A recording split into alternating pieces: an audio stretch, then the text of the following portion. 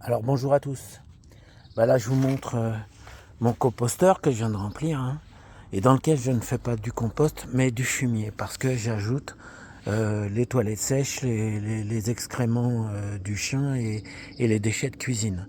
Le compost, malgré tout ce qu'on raconte, c'est pas très riche. Ce ne sont que des végétaux et donc ça contient un peu d'azote, peu de minéraux, pratiquement que du carbone. Or les plantes, vous le savez, par la chlorophylle, grâce à la chlorophylle et à la photosynthèse, elles puisent leur carbone dans l'atmosphère, pas du tout dans le sol. Plus vous mettez de carbone dans le sol, moins ça sert. Ça va peut-être permettre d'alléger le sol, mais en réalité c'est le contraire, parce qu'au bout de 2-3 ans, les vers de terre qui raffolent des matières organiques vont les manger et vont transformer ça en véritable boue. Donc en réalité, moi, pour alléger le sol, j'ai un sac là, j'utilise du sable fin. Et ça, c'est beaucoup plus efficace, d'autant que le sable fin est nettement plus riche que le terreau ou le compost, parce que lui, il contient énormément de minéraux.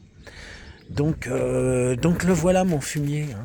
Alors j'ai environ sur un composteur comme ça, je récupère qu'environ un tiers. C'est vraiment grossier. Il y a beaucoup de bois.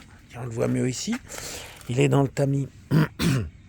Alors, je prends un peu de recul. Je tamise donc mon fumier parce que j'en ai étalé partout. Et puis voilà, ça me reste. Je sais pas quoi en faire. J'en ai déjà mis un peu trop partout. Donc je le tamise. Il est bien plus léger, bien plus agréable. Je le mets en sac, dans le sac. Les déchets, je les laisse ici parce que je vais les laisser sécher. Du fait que quand c'est humide, c'est difficile de tamiser finement. Donc les derniers déchets séchés, je vais les broyer un peu, là, juste en marchant dessus. Et puis je finirai de les tamiser. J'aurai du fumier en réserve. Alors marquez bien que c'est du fumier, parce que si vous croyez que c'est du terreau ou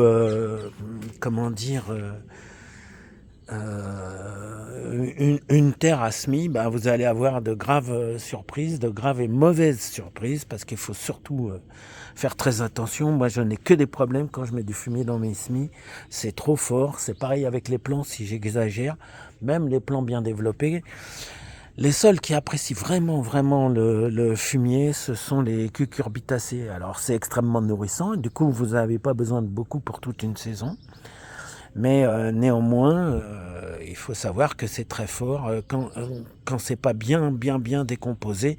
Et il y a toujours des petites parties qui ne le sont pas. Même après un an, il y a toujours des petites parties qui ne le sont pas. D'ailleurs, celui que je vous montre là, il doit avoir 2 ans d'ancienneté et non pas 1 an, parce que l'année dernière, j'ai simplement eu la flemme de le dégager.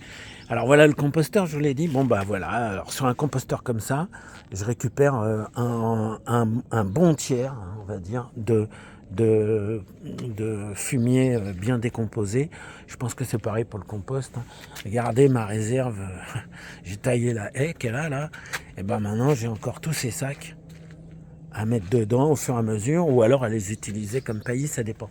Mais alors regardez bien, au bout d'une semaine, les champignons, ils ont déjà envahi, voilà un sac. Et je peux vous dire que si vous avez ça dans votre sol, par exemple dans une butte ou dans une lasagne, il y a tout qui va crever. C'est extrêmement fort. Ça sent très fort d'ailleurs. L'odeur est tout à fait celle du fumier. Mais je vous garantis que vous allez tout tuer si vous faites ça. Donc ça s'est développé de cette façon parce qu'il y avait un petit peu d'air, mais pas encore assez. Donc la fermentation, elle est puissante, ça brûle tout. Rappelez-vous de ça, ne croyez pas un peu toutes les bêtises et les niaiseries qui circulent sur Internet. Allez, à bientôt.